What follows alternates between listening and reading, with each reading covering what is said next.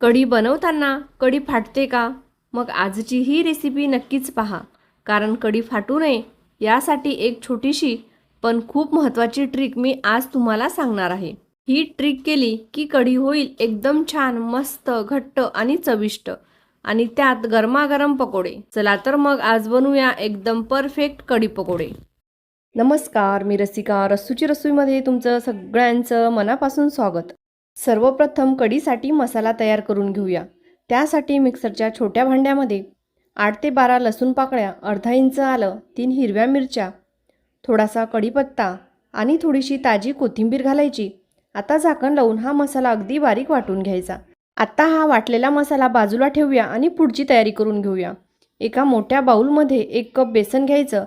त्यामध्ये आपण तयार करून ठेवलेला 1 चमचा हिरवी मिरची, लसूण, आलं, कढीपत्ता आणि कोथिंबिरीचा वाटलेला मसाला घालायचा.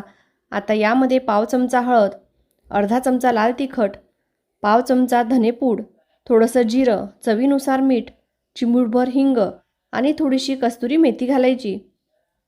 त्यानंतर थोडं थोडं पाणी घालत सगळं मिश्रण व्यवस्थित एकजीव करून घ्यायचं. भजीचं मिश्रण ना खूप पातळ ना खूप घट्ट असावं. हाताने किंवा चमच्याने सहज त्याला सोडता येईल इतपत घट्टसर मिश्रण तयार करून घ्यायचं आहे. ताजं वाटलेलं हिरवी मिरची, लसणाचा मसाला आणि कस्तुरी मेथीमुळे या पिठाला खूप छान चव आणि सुगंध येतो. त्यामुळे भजी तळल्यानंतरही खूप खमंग आणि स्वादिष्ट लागते. तर हे बघा, आपलं भजीचं मिश्रण अगदी गुळगुळीत आणि गुठळ्याविरही तयार झालं आहे. आता हे बाजूला ठेवूया आणि कढीची तयारी करूया.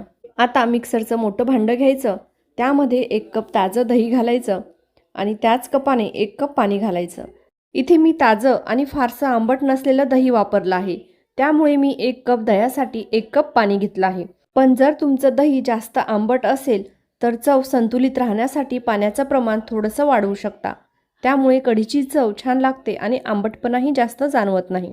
प्रत्येकी 1 कप दह्यासाठी 1 चमचा बेसन या प्रमाणात इथे मी 2 चमचे बेसन घातलं आहे. त्यानंतर झाकण लावून हे मिश्रण मिक्सरमधून एकदा फिरवून घ्यायचं. असं केल्यामुळे बेसन दह्यामध्ये अगदी छान मिसळतं, गुठळ्या अजिबात राहत नाही आणि कढीचं मिश्रण अगदी गुळगुळीत तयार होतं. त्यामुळे कढी शिजवताना दही फुटत नाही आणि कढीला छान क्रीमी टेक्स्चर येतं. आता कढीला फोडणी देऊया. त्यासाठी इथे मी गॅसवर स्टीलची कढई ठेवली आहे. कढईमध्ये 2 पळी तेल घालूया. तेल गरम झालं की यामध्ये मोहरी, जिरं, कढीपत्ता, सुक्या लाल मिरच्या, अर्धा चमचा मेथीदाणा, अर्धा चमचा अख्खा धना आणि चिमूटभर हिंग घालायचं. आता यामध्ये आपण आधी तयार करून ठेवलेलं हिरवी मिरची आणि लसणाचं वाटण घालायचं आणि काही सेकंद छान परतून घ्यायचं. कढी शक्यतो स्टीलच्या भांड्यातच बनवा, कारण कढी बनवण्यासाठी आपण दही वापरतो आणि दही थोडंसं आंबट असतं.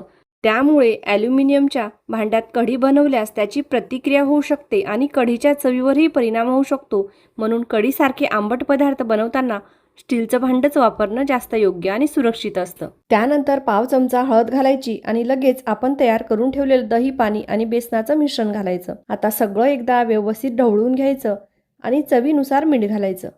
बऱ्याच जणांची तक्रार असते की कढी फाटते किंवा गुळगुळीत होत नाही. त्याचं मुख्य कारण म्हणजे कढीला फोडणी दिल्यानंतर ती सतत ढवळली जात नाही.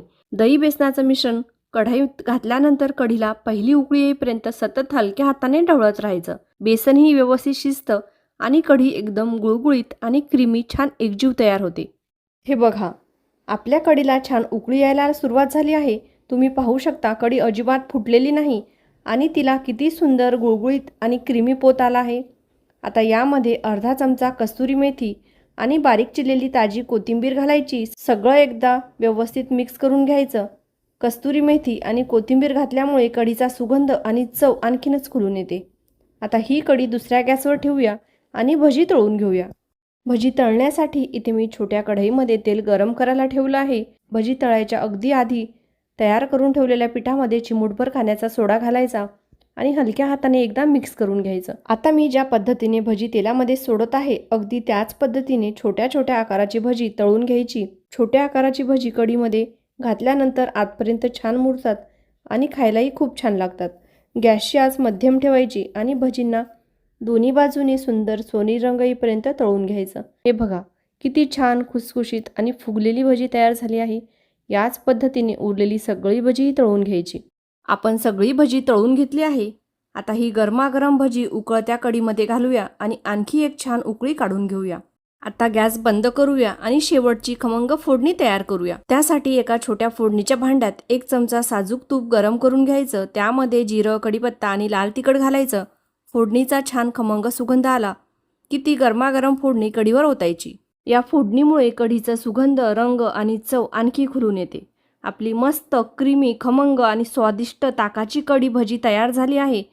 गरमागरम वाफाळता भातासोबत किंवा मऊ चपातीसोबत ही कढी भजी खायला खरंच अप्रतिम लागते. साध्या जेवणालाही ही रेसिपी एक वेगळीच चव देते. तुम्हीही ही रेसिपी नक्कीच करून बघा आणि कशी झाली ते मला कमेंटमध्ये आवर्जून सांगा. तुमचा अभिप्राय वाचायला मला नेहमीच आवडतं. जर आजची रेसिपी तुम्हाला आवडली असेल तर व्हिडिओला एक लाईक करा, तुमच्या मित्रमैत्रिणी आणि कुटुंबांसोबत शेअर करा आणि रसूची रसोई चॅनलला सबस्क्राईब करायला विसरू नका. पुन्हा भेटूया अशाच एका सोप्या, पारंपरिक आणि स्वादिष्ट रेसिपीसोबत. तोपर्यंत धन्यवाद.